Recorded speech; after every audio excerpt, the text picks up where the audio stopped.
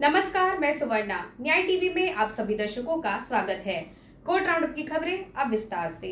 Andhra Pradesh high court ने कौशल विकास घोटाला मामले में टीडीपी प्रमुख चंद्रबाबू नायडू को नियमित जमानत दी। जस्टिस टी मल्लिकार्जुन राव ने कहा कि रिकॉर्ड पर उपलब्ध सामग्री से ये निश्चित रूप से निष्कर्ष नहीं निकाला जा सकता है कि गलत तरीके से दी गई रकम तेलुगु देशम पार्टी के बैंक अकाउंट्स में भेज दी गई थी। कोर्ट ने कहा, याचिकाकर्ता A37 को 9 सितंबर 2023 को गिरफ्तार किया गया था और अदालत के आदेशों के बाद 31 अक्टूबर 2023 को स्वास्थ्य के आधार पर अंतरिम जमानत दिए जाने तक वो न्यायिक हिरासत में रहे।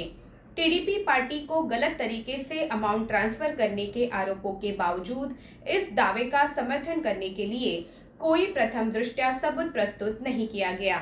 इस अदालत का मानना है कि याचिकाकर्ता की रिमांड मांगने से पहले ऐसे गंभीर आरोपों को पर्याप्त सामग्री द्वारा समर्थित किया जाना चाहिए। अदालत इस बिंदु पर सहायक सामग्री की कमी को एक अंतर के रूप में देखती है। जांच के निष्कर्ष में कहा गया कि कथित हेराफेरी की गई राशि टीडीपी पार्टी के खाते में स्थानांतरित कर दी गई थी। जम्मू कश्मीर और लद्दाख हाईकोर्ट ने कश्मीरी पत्रकार सज्जाद अहमद डार की हिरासत रद्द करते हुए केवल सरकार के आलोचक होने के कारण व्यक्तियों को हिरासत में लेने की अधिकारियों की प्रवृत्ति की आलोचना की और इसे निवारक हिरासत कानून का दुरुपयोग बताया। सज्जाद गुल के नाम से लिखने वाले डार को हिरासत में लेने वाले अधिकारियों के आरोपों के आधार पर 16 जनवरी 2022 से जम्मू कश्मीर सार्वजनिक सुरक्षा अधिनियम के तहत हिरासत में लिया गया कि उनके ट्वीट और बयान दुश्मनी को बढ़ावा देते हैं और राज्य की व्यवस्था और सुरक्षा के रखरखाव के लिए प्रतिकूल है। पंजाब एंड हरियाणा हाईकोर्ट ने बरखा सिपाही प्रीतपाल सिंह को अंतरिम जमानत दी, जिसने कथित तौर पर सिद्धू मूसेवाला हत्याकांड के आरोपी गैंगस्टर दीपक टीनू को पुलिस हिरासत से भागने में मदद की थी। टीनू लॉरेंस बिश्नोई का कथित सहयोगी है, जिसने हत्या के लिए शार्प शूटरों की व्यवस्था करने में मदद की थी। आरोप है कि सीआईए की हिरासत में रहने के दौरान दीपक तत्कालीन CIA sub inspector Pritpal Singh की मदद से फरार हो गया था। दिल्ली हाईकोर्ट ने कहा कि केवल जहां ये पाया जाता है कि वसीयत में कुछ काटछांट और ओवरराइटिंग करके महत्वपूर्ण बदलाव किए जाने की मांग की गई है, तभी अदालत यह निष्कर्ष निकाल सकती है कि वसीयत संदिग्ध है और उसे खारिज कर दिया जाना चाहिए। जस्टिस रेखा पल्ली ने कहा कि वसीयत में कटिंग और ओवरराइटिंग का प्रभाव हमेशा प्रत्येक मामले के तथ्यों और परिस्थितियों पर निर्भर करेगा। अदालत ने कहा कि वसीयत में ऐसी काटछांट और ओवरराइटिंग के मामलों में प्रभाव की जांच की जानी चाहिए, भले ही ऐसे बदलाव उत्तराधिकार अधिनियम की धारा 71 के अनुसार किए गए हो या नहीं। आरआरटीएस प्रोजेक्ट रैपिड रेल के लिए दिल्ली सरकार की ओर से बजट नहीं दिए जाने पर सुप्रीम कोर्ट ने नाराजगी जाहिर की है।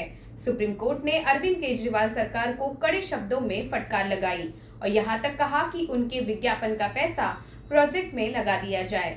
सर्वोच्च अदालत ने आम आदमी पार्टी की सरकार को 1 सप्ताह की मोहलत दी है। कलकत्ता हाईकोर्ट के जस्टिस विवेक चौधरी ने एक साथ 24 जजों के ट्रांसफर को लेकर कॉलेजियम पर निशाना साधा है। उन्होंने कहा कि आपातकाल के दौर में एक साथ 16 अलग अलग उच्च न्यायालयों के जजों का ट्रांसफर हुआ था। अब 48 साल के बाद कॉलेजियम ने एक साथ 24 हाईकोर्ट जजों का ट्रांसफर कर दिया है।